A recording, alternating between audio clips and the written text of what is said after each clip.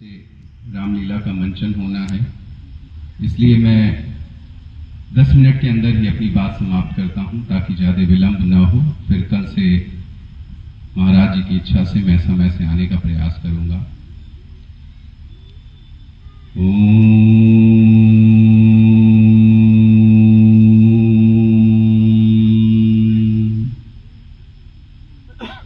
परम श्रद्धेय सद्गुरु भगवान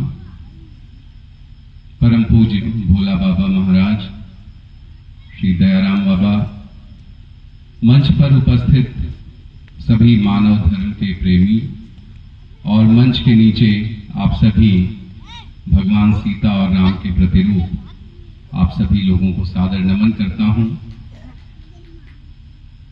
और आज हम लोग जब मानव धर्म प्रसार की बातें कर रहे हैं तो मुझे लगता है कि हम लोगों को सबसे पहले ये जानना जरूरी है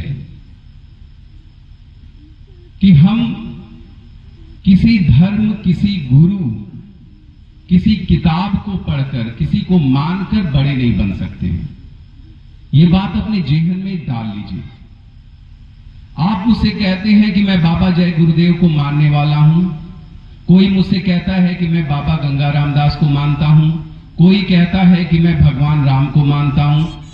आप मानते हो, ये आपको लगता है कि आप मानते हो, लेकिन केवल इनको मान लेने से और जगह जगह ढोल पीटने से आप बड़े नहीं बन जाते हो। और आज पूरे समाज में यही हो रहा है। हम अपने सद्गुरु का दिखावा कर रहे हैं, हमारे सद्गुरु ये हैं। तुम्हें बताने की जरूरत नहीं पड़नी चाहिए कि तुम्हारे सद्गुरु कौन है। मैं तो इस भगवान को मानता हूं, मैं तो इस किताब को मानता हूं, मैं तो इस पंथ को मानता हूं। नहीं फर्क पड़ता है, कुछ भी फर्क नहीं पड़ता। आप किसी को भी मानो, लेकिन इस बात का जरूर फर्क पड़ता है कि आपके द्वारा किसी को भी मानने के बाद आपके जीवन में क्या परिवर्तन आया। आप हमारे गुरुदेव को मानते हो, परमहंस बाबा गंगा रामदास को, लेकिन आपके मन से जाति का कूड़ा नहीं जा रहा है, अंदर भरा हुआ है जातिवाद। मैं कैसे कहूं कि आप मानते हो बाबा को? जगह जगह बड़े बड़े शब्दों में लिखा गया है मानव धर्म प्रसार में, मानव एक जाति, मानवता एक धर्म है। आप जातिवादी हो, आप जाति को लेकर लड़ते हो, भिड़ते हो, वोट देते हो, बिरादरी बनाते हो, दोस्ती करते हो। कैसे मैं मान लूं कि आप महाराज जी के भक्त हो? महाराज जी कहते हैं जो दूसरों को दुख देता है परमात्मा उसे ही दुख देते हैं, जो दूसरों को सुख देता है परमात्मा उसे ही सुख देते हैं। ये जानने के बाद भी अगर आप जीवन में दूसरों को जाकर दुख दे रहे हो, क्या फायदा है? इससे अच्छा है मत मानो। तो हुआ क्या है हम लोगों के साथ? जैसा दयाराम बाबा कह रहे थे कि पिछले 1000, 2000, 5000, 10,000 सालों में बड़े धर्म आए, बड़े अवतार आए, महापुरुष आए, सद्गुरु आए, शास्त्र आए। निसंदेह इनका आना महत्वपूर्ण था। इनके आने से उस समय एक अलख जगी, लेकिन हम सारे लोग इस बात से ही खुश होते रहे कि हम इनको मानते हैं, बस इतना बहुत है। नहीं, मानने का मतलब है उनकी बात मानना, मानने का मतलब है उनके बताए रास्ते पर चलना। नहीं तो है क्या कि जैसे हम अपने को सुंदर दिखाने के लिए खूब सुंदर कपड़ा पहन लें, खूब सुंदर गहना पहन लें, खूब पाउडर और क्रीम पोत लें और समाज के सामने चले जाएं कि हम सुंदर हैं। लेकिन हमें भी सच्चाई पता है, गहना उतरेगा, अच्छा कपड़ा उतरेगा, मुंह पर पानी की बूंद जाएगी, हम फिर से वैसे ही हो जाएंगे। इसी तरह से हम लोगों ने आजकल एक नया काम शुरू किया है, हजारों सालों से ये चल रहा है कि हमने शास्त्र को सामने रख दिया। भाई हमने ये शास्त्र पढ़ा है, हम वेद पाठी हैं, हम चतुर्वेदी हैं, हम त्रिवेदी हैं, हम कर्मकांड जानते हैं, हम रोज मंदिर जाते हैं, हम इस बाबा के भक्त हैं, उनका झंडा भी टांग दिया अपने घर पर। लेकिन जो मन में बदलाव होना चाहिए था वो मन में बदलाव हुआ नहीं, और इसीलिए ये समाज भुगत रहा है। तो सबसे पहले आज मैं आप लोगों के मन में सिर्फ ये बात डालना चाहता हूं, आप किसी को भी मानते हो, धर्म को, शास्त्र को, अवतार को, साधु को, परमहंस को, पहले इसका प्रचार करना बंद कर दीजिए। सबसे कहना बंद कर दीजिए, दिखावे के लिए कहना बंद कर दीजिए। आपके जीवन में बदलाव आना चाहिए ताकि आपको देखकर लोग कह सके हाँ ये तो बड़ा अच्छा है, ये तो सच बोलने वाला है, ये तो लोगों के बीच में झगड़े खत्म करने वाला है, ये हमेशा दूसरों को सुख देता है। लोग आपके पास जाए, भैया के माने ना, किसको मानते हो आप? लोग पता लगाएं कि कैसे यह आदमी जीते जी महापुरुष बन गया। फिर समझ में आएगा नहीं, अरे ये तो महाराज जी का शिष्य है, बाबा गंगा रामदास का।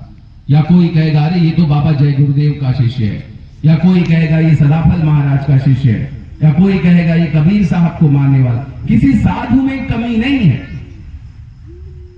किसी महापुरुष में कमी नहीं है, किसी अवतार में कमी नहीं है, कमी है हम में, क्योंकि हमारे मानने का तरीका केवल मुंह से है, हम मानीला, और वो तरीका होना चाहिए ये अंदर से, दिल से मानने वाला। जो बात कही महाराज जी ने वो तुरंत मान लिया, अपने जीवन में उतार लिया, फिर पूछा नहीं। और ये बातें बहुत जरूरी है, ये मानवता की अलग बहुत जरूरी है, क्योंकि धर्म का उद्देश्य ही यही है। धर्म का उद्देश्य स्वर्ग पाना था ही नहीं। भगवान श्री कृष्ण कहते हैं त्रय विद्या माम सोमपाह पूत पापाह यज्ञैः इष्ट्वा स्वर्गतिम प्रार्थयन्ते ते प्राप्नुवन्। जो लोग 3 तरह की विद्याओं से यज्ञ करके स्वर्ग तक पहुंच तो जाते हैं, लेकिन स्वर्ग जाने के बाद भी वो गिर जाते हैं। जैसा दयाराम बाबा कह रहे थे, नागादास बाबा ने कहा एक एक चींटी भई अगणित बार सुरेश। आप स्वर्ग कर लो, यज्ञ कर लो, स्वर्ग पहुंच जाओगे, लेकिन स्वर्ग में कितने दिन रुकोगे? जितने दिन आपका पुण्य है उतने दिन रुकोगे, फिर गिर जाओगे। इसलिए स्वर्ग पहुंचना जरूरी नहीं है, और ये कभी जरूरी था ही नहीं। यहां का जीवन स्वर्ग बना कि नहीं, ये धरती स्वर्ग बन रही है कि नहीं, ये गांव स्वर्ग, अच्छा सब छोड़ दीजिए, आपका अपना घर स्वर्ग बन रहा है कि नहीं? अच्छा अपना घर भी छोड़ दीजिए, आपका मन स्वर्ग बन रहा है कि नहीं? मन में दूसरों के लिए प्रेम उमड़ रहा है कि नहीं? दूसरों के लिए खुशी उमड़ रही है कि नहीं? भगवान बुद्ध एक जगह बैठे हुए थे।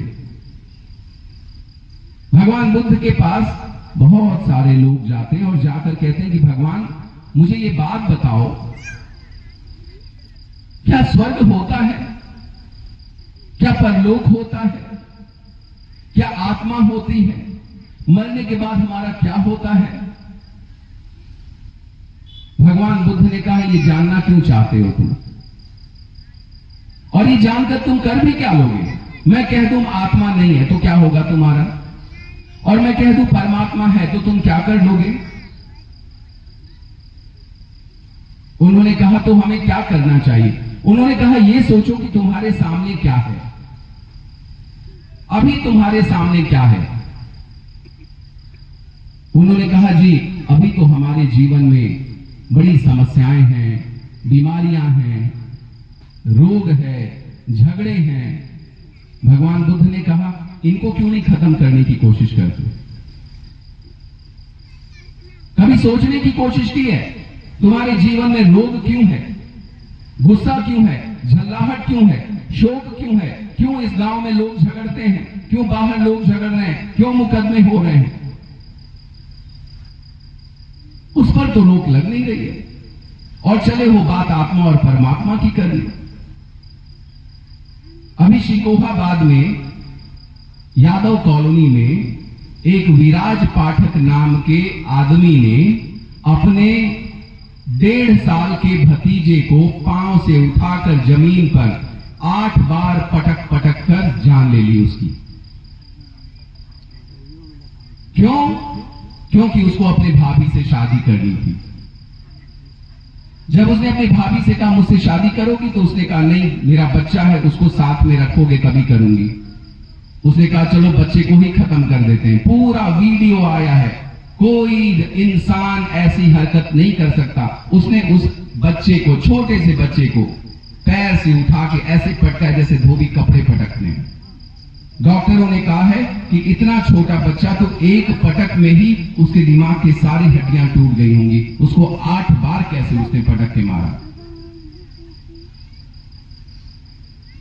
कैसे होगा समाज से ये सब दूर?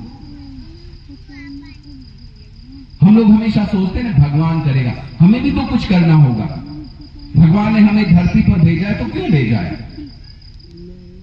हमारे अंदर वो बदलाव आना पड़ेगा और ये बदलाव हमें खुद को लाना पड़ेगा। तो भगवान बुद्ध ने कहा इस जीवन में दुख है, इस दुख को दूर करना पड़ेगा। और इस दुख को दूर करने का तरीका क्या है, इस पर कल बात करेंगे और दुख पर थोड़ी और चर्चा करेंगे। बोलिए श्री महाराज जी की, मानव धर्म प्रसार की, यज्ञ पुरुष भगवान की।